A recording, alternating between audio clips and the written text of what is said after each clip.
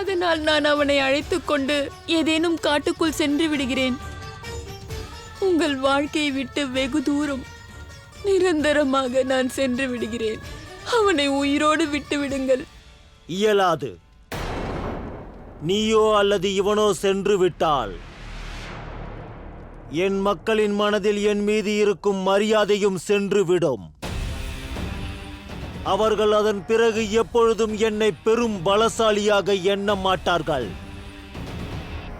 அதனால் நீயும் இங்கிருந்து செல்லக்கூடாது, இவனும் செல்லக்கூடாது. ஆனால் அவள் நிச்சயமாக வருவாள்.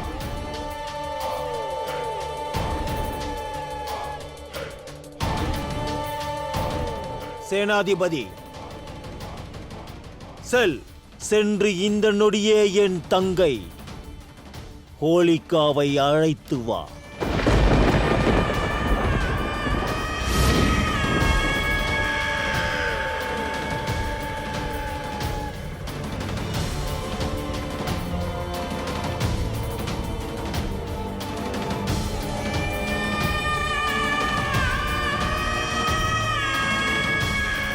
சொல்வது கேட்கவில்லையா?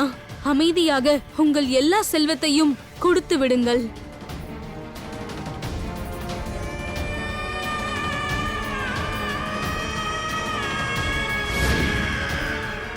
ஜாக்கிரதை, அருகே வராதே. வந்தால் எரித்து சாம்பலாக்கி விடுவேன். அப்படியா? அப்படியெனில் நீங்கள் என்னை நெருப்பை வைத்து பயமுறுத்துவீர்களா? அருகே வராதே.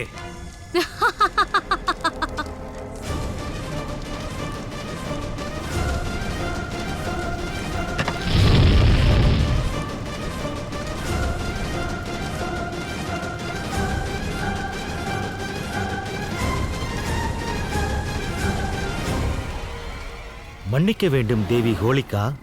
கடவுள் இரணியகசிபு உங்களை உடனே அழைத்து வரச் சொன்னார். இருவரும் என்னையே எரிக்க நினைத்தீர்கள் அல்லவா? நான் சாதாரணமானவள் அல்ல. இந்த உடையும் அப்படிப்பட்டதுதான். இது பிரம்மதேவர் அளித்த வரம். இதற்கு நெருப்பால் எதுவும் சம்பவிக்காது. ஆனால் நீங்கள் இருவரும் நிச்சயமாக நெருப்பால் எரிந்து போவீர்கள்.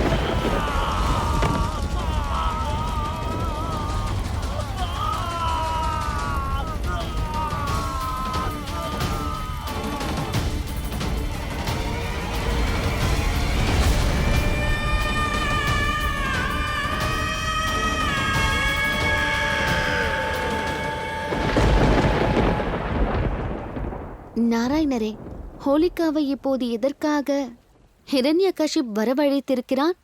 யுத்தமானது ஒருவனுடைய மதிப்பையும் மரியாதையையும் அழிக்கும் என்றால் அந்த நபர் சாமதான தண்ட பேதம் என்ற அனைத்து அஸ்திரங்களையும் பயன்படுத்தி வெற்றி பெற முயற்சி செய்வான்.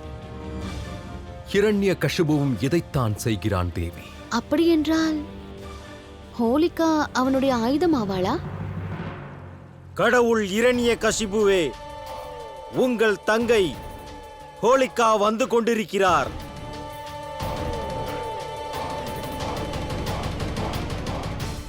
வருக என் சகோதரியே ஹோலிகா, உன்னை நான் வரவேற்கிறேன்.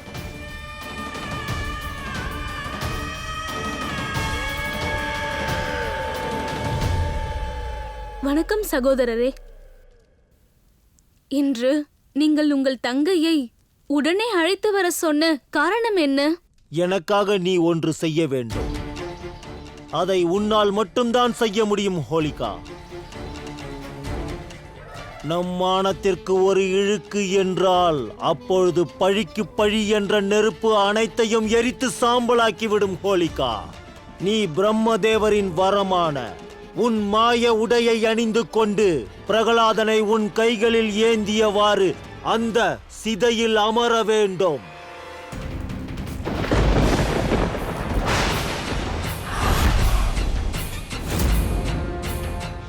அதன் பிறகு நான் இதற்கு தீ மூட்டுவேன். இந்த ஜுவாலை அவன் கடவுளையும் அவன் பக்தியையும் மொத்தமாக அழித்து ஸ்வாகா செய்துவிடும்.